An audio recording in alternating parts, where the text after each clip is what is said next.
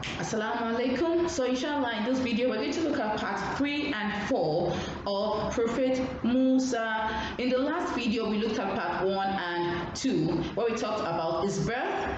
It was picked up by the wife of Pharaoh, Seerah, and how it was, his personality, who he actually was. So we're going to look at his growing up years and how he actually went to meet Pharaoh with the message of Allah. So in part 3, Prophet Muusa had grown. He had become a very fine young man.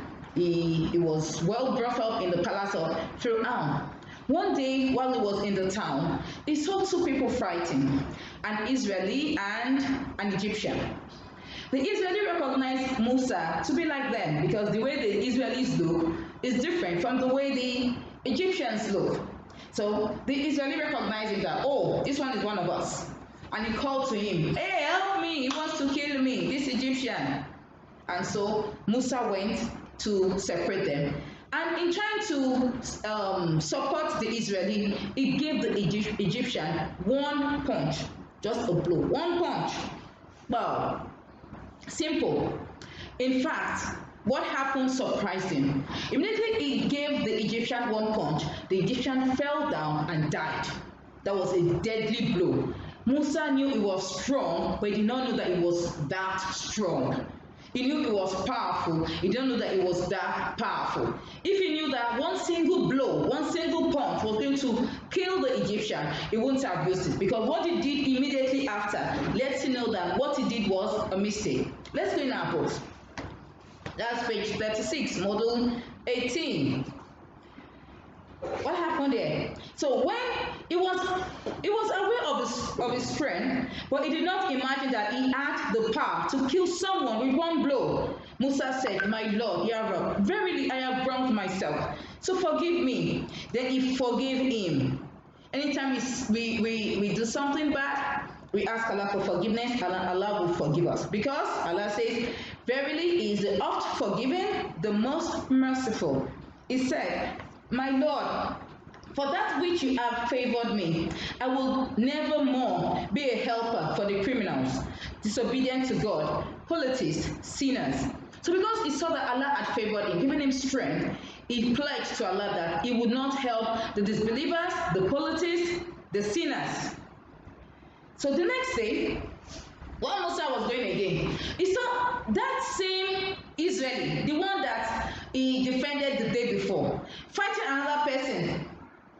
When the Israelis saw him, Muusa said that you must be a troublemaker. For you to be fighting yesterday and you're still fighting again today, you must be a troublemaker. Do you know what the Israelis said? They said, please, don't kill me like you killed that man yesterday. Nobody knew Muusa had killed anyone yesterday. No one was there. But when the Israelis said it, other people heard and people knew about it. And Muusa knew that, I am now in trouble. So the Israelis said it to expose him. And when Muusa said that, he knew he was in trouble. He didn't know what to do. Immediately, the news spread that, Muusa, the son of Pharaoh, has killed an Egyptian. But everybody knew that Muusa was actually Israeli by nature because of his color, his skin, everything. He was Israeli, not Egyptian. When he heard that, he ran away from town. He ran to Madian. He ran to where? Madian. Because Pharaoh had said, find him. Find him. The person that I fed and brought up under my roof in my palace, treated him like my son. He wants to start killing my people. Look for him. I'm going to deal with him. Immediately Muusa knew that people were looking for him to take him to be arrested. He ran away. He ran away and went to Madian. When he got to Madian, he was tired. He saw some people at a well taking water. He noticed two women with their egg of sheep, also waiting to give their animals what? Water, their flock of sheep. So he moved closer and said, why are you not taking water? They said, we want this man to finish. We cannot go and be rushing with men. That shows you modesty. A female should not rush with who? With men. Many men are rushing. Wait, let them finish. And once they are done, you do yours. warriors. And so when Musa saw that, he went and helped them to get water for their sheep. He gave their sheep water. They were very grateful and said, come and meet our father so that he can thank you on our behalf. And so they took him to their father, and they told their father that, father, this young man helped us to feed our sheep. We are very grateful. And the man was, I'm very, very grateful. The daughter said, father, reward him. Maybe you should reward him. And the man said, okay. He gave one of his daughters to Muusa to marry and said, you must serve me for 8 years. 8 years. You served me for how many years? 8 years. And so Muusa was with them in Madian for 8 years. After this time, when he was in Madian, it was time for him to go back to Egypt because Allah had important work for him to do. Allah had made him what? A prophet, and he had given him the Torah. The Torah is the book given to Prophet Muusa. Remember, what was the book given to Prophet Ibrahim? Yes, Su'uf. And given to Muusa, Torah. Do you know the one that was given to Prophet Isa? We'll get there soon. I'm sure you know the one that was given to Nabiullah Muhammad. Yes, which one? Quran, mashallah. That's the Quran. So Allah had made him a prophet. Allah said, you're going to Fir'aun. You're going to tell him that enough is enough. You should let the people of Israel go. Let's go to a book and see what happens here. So let's go to model 19. So Allah says in Surah Al-Qasas, verse 1 to 4. Verse 14. And when he attained his full strength and was perfect in manhood, we bestowed on him hukm, that's prophethood, right judgment of affairs, and religious knowledge of the religion of his forefathers and Islamic monotheism. And thus do we reward the muhsinin. Muhsinin are the good doers. So because he was a good doer, Allah rewarded him. So when he completed his service in Madian, Prophet Muusa left Madian with his family and traveled back to Egypt. Remember, he was married to the daughter of the shepherd. During the journey, Allah invited Prophet Muusa to a mountain and empowered him with 9 miracles because he was going to meet Fir'aun, the strongest and most powerful ruler at that time. In fact, when people want to go and meet Fir'aun, they'll be shaking because he was very, very powerful and was very, very arrogant. He could say, kill him, and nothing will happen. Cut his head, nothing will happen. Fir'aun was so wicked, was so powerful, he could ask somebody to be combed alive. That she used metal comb and comb out the skin on his body. Or he could put people in boiling hot water to boil them to death. He was that wicked. And so he was a very, very powerful king. People were afraid of him. He had enslaved the whole generation of the people of the children of Israel. So the work Muusa was going to do was very, very big. And so Allah wanted to empower him. Because at the time of Fir'aun, what was very, very significant was magic.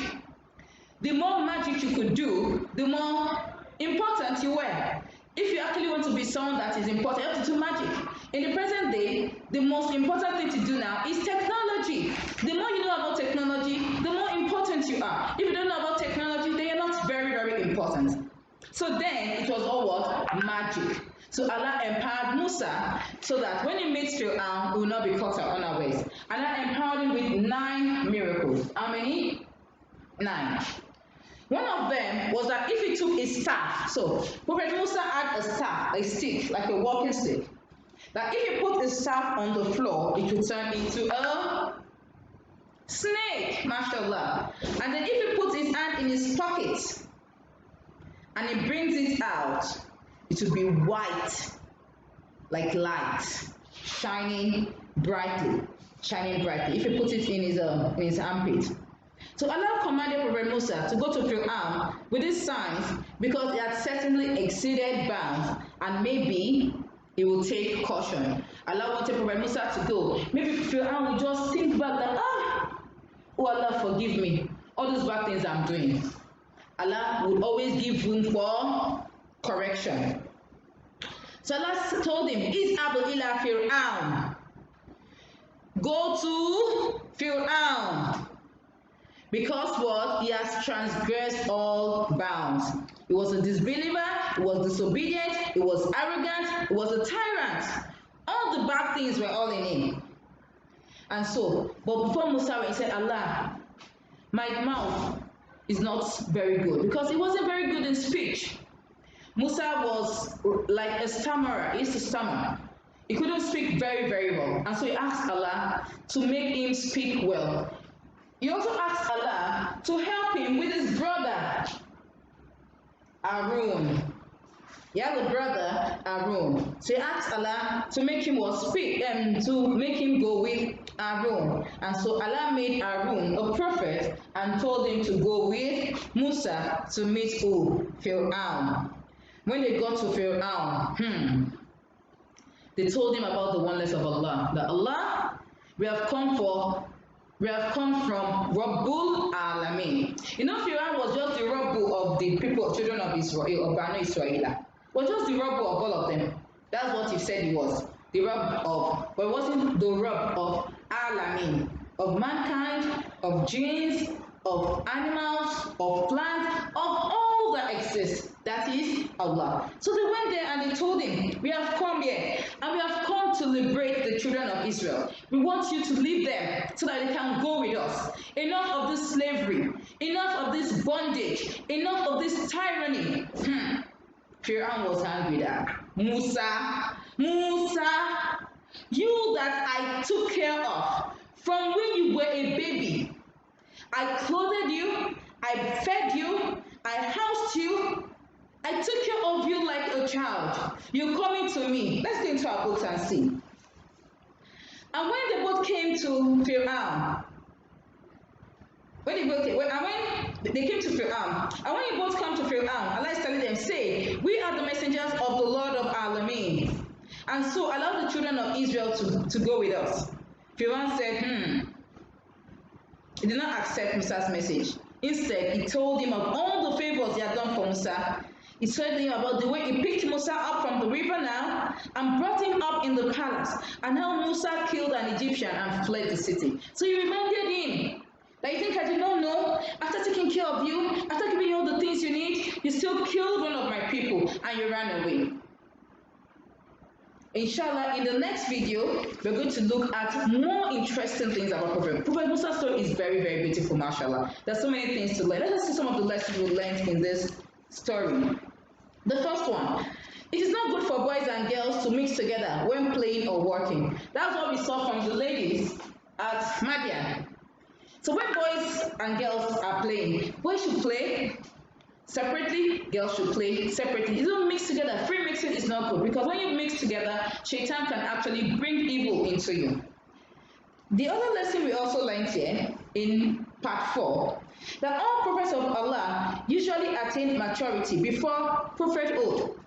Allah will ensure that they are matured enough. They're not behaving like baby boys and girls. They are grown, they are wise, they are filled of wisdom before they become what? Prophets. Genuine miracles come from Allah's prophets. So Allah's prophets do not do magic. Many of the prophets came with many, many miracles. And only miracles are what the prophets do. They do not do magic. So when we see the next lesson, you will see that when Prophet Musa threw his staff, it became a snake. The magicians also threw their staff, they also became snakes. But the snakes were not real. They were just what? Deception. People will think they are seeing snakes, but they are not seeing snakes. So Prophet Musa's snake swallowed them up because they were not real snakes. So magic is what? From shaitan. We should avoid it. One can seek Allah's assistance on one's task. So when Allah wants us to do something, or we want to do anything, we can ask Allah to assist us. Just like Prophet Musa, he asked Allah to help him with his speech, and to also help him with his brother, so that doesn't go alone. When we preach to people, we should always start with Tawheed. Yes. When you want to call people to Islam, when you want to call people to being good, always start with Tawheed. There's only one God, and He alone should we worship.